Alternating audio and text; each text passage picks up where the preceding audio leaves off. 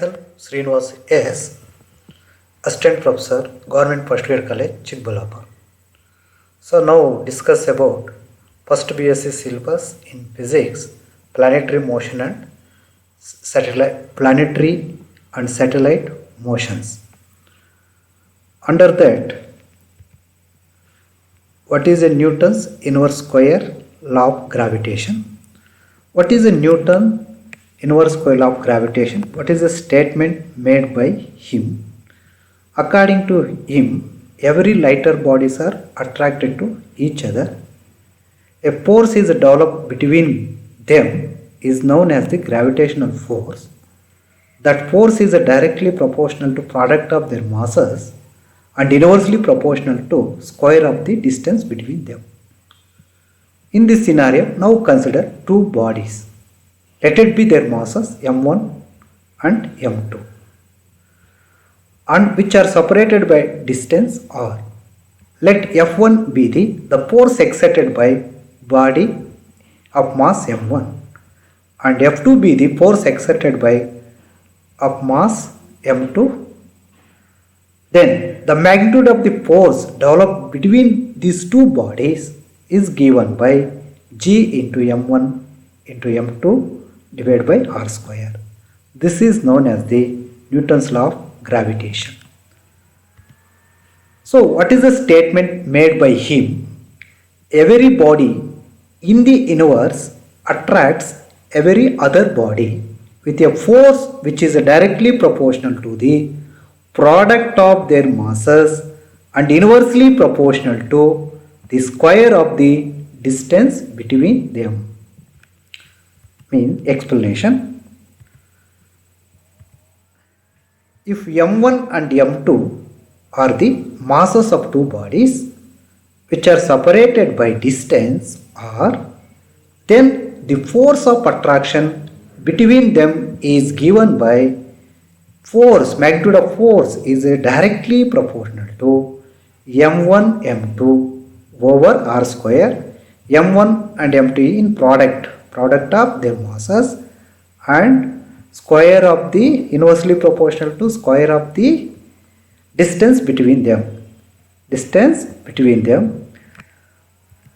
Or F is equals to G into m1 m2 by r square. Now remove the proportionality and introduce a constant is known as G. G is a universal constant. Then whose value is G into 6.67 into 10 to the power of minus 11. 10 to the power of minus 11. 10 to the power of minus 11 Newton meter square per kg square. This is nothing but G value. G is a universal constant. In vector form, now consider two bodies of masses m1 and m2. This is let it be body 1. This is let it be body 2. This is a body 1. This is nothing but body 2. The body 1 is placed at a distance r1. Vector r1 is a position vector of a body 1. Body 2 is placed at a distance r2 with respect to origin. This is nothing but position vector. Vector r2 is a position vector. X and y are the coordinate system. Then what is the force exerted body 1 on body 2? That is, let it be vector F12. Similarly, the force exerted by body 2 on body 1, that is for vector F21, that is nothing but reaction. This force we taken as action. This force is taken as reaction. Action and reaction constitute a force. Similarly, R21 is nothing but radius vector. So the radius vector is quite opposite to this radius vector is quite opposite to the F12. So here r cap to 1, which gives to the direction of a radius vector. So now see the explanation. Consider two particles of masses m1 and m2 separated by distance r. Let r12 be the displacement vector from position 1 to 2. R12 be the displacement vector from position 2 to 1. So here R21, this is a R21 be the displacement vector from position 2 to 1. Similarly, F21 be the gravitational force exerted by body 1 on body 2. Similarly, F21 be the gravitational force exerted by body 2 in 1. So I hope you understood this. According to Newton's law of gravitation, recall the above formula statement. What is a Newton made about a gravitational force? F21 equals to minus gm1 m2 by r21 square. So here what is a r cap? This gives to the direction of a unit. This is the direction of a radius vector. What is the negative sign? The negative sign represent here in gravitational force is attractive in nature. The gravitational force always in attractive nature. That is implies by negative sign. So similarly, the second body exerted force is given by minus g m1 m2 by r21 square. So this is the direction of a unit vector. So since r cap 12 equals to minus of r21, now changes the direction r12 to r21. Here negative sign is added. It shows that the forces are equal in magnitude and opposite direction. By using these two formulas or by comparing these two formulas, ultimately we say as vector F21 equals to minus of vector F12, which obeys the Newton's third law. So I hope you understood what is the Newton's third law. This is a action, this is the reaction. Means inverse square law of gravitation, which valid the Newton's third law. Next, Kepler's. So Kepler's laws. Kepler's basically made three important laws. He made in first law as law of orbit, in second law as law of area, in third law, law of period. Let's see what is it? Kepler's first law. Statement made by him. All planets move around the sun in elliptical orbits with sun at one of its foci. So all planets, in how many planets are there in our solar system? So nearly 8. These planets are moving around a sun in elliptical orbits. Elliptical orbit, not a circular orbit. In elliptical orbit, sun is a fixed point. Foci means fixed point. Foci is nothing but plural form. Focus is nothing but singular form. What is a focus or foci? That is nothing but sun. We assume a fixed point. Just the explanation. Let's see. A planet moves around the sun in elliptical orbit. An ellipse has two foci. The planet moves in this orbit such that sun is at one of the foci. Let's see the diagram. So this is a diagram. We clearly understanding what is the Kepler's first law made. So this is nothing but elliptical orbit. Draw a two axes. This is a semi-minor axis. This is a major axis. So sun is placed here. The position of the sun we call focus point. The position of the sun is nothing but focus. And then this is the center here. Planet is placed here. What is the distance held between planet to sun? This is known as the radius vector. Radius vector. The position, now assume planet is placed here, sun is placed here. What is this distance? So this distance or this position, this is nothing but perihelion position. Or this, what is this position? This is nothing but aphelion position. Perihelion means close to the sun. Helion means sun. Closed, when a planet is moved close with the sun, that position is nothing but perihelion sun. When which reaches to the perihelion position, which move faster. What is the distance between the sun to planet in this position is known as the perihelion distance. Similarly, suppose the planet is placed here.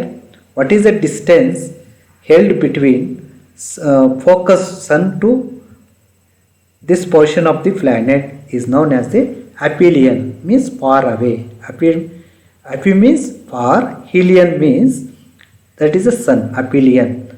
At aphelion position, the planets are moving slowly. So this distance is called a aphelion distance. The whole planets revolving around the sun in elliptical orbit, and sun is one of the foci. This is a statement made by the Kepler's in first law. In Kepler's second law, what is the Kepler's second law? Simply we say as law of area. He made as the radius vector, or radius vector means line drawn from sun to planet. That is nothing but radius vector. Sweeps out equal area in equal interval of time. Rate of change of displacement is nothing but linear velocity.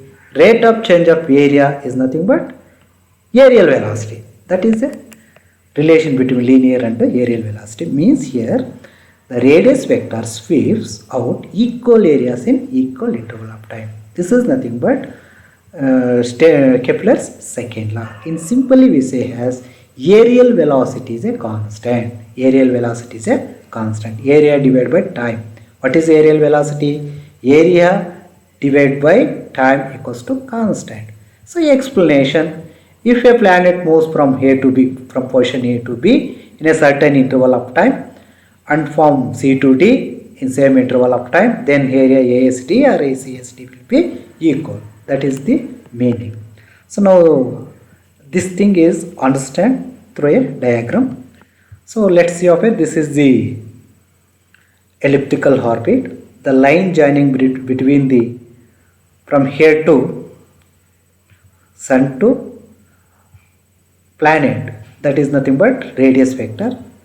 The radius vector, this is a radius vector, sweeps out, this is the amount of area sweeps out in interval of area t is equals to the, what is the area swept out in interval of time t, and what is the area swept out in interval area of t3, t1, t2, t3 is remains constant.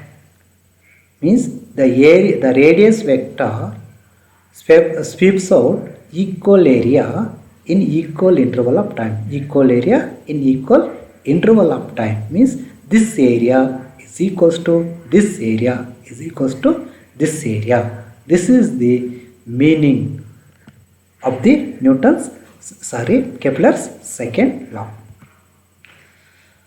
In Kepler's third law, so what is the statement made by him? The square of the period of revolution of planet around the sun is proportional to cube of the mean distance from sun to planet. So when the planet is revolving around the sun, this is nothing but semi-major axis, major axis, this is a minor axis, this is nothing but sun is placed here, this is nothing but here, is it not?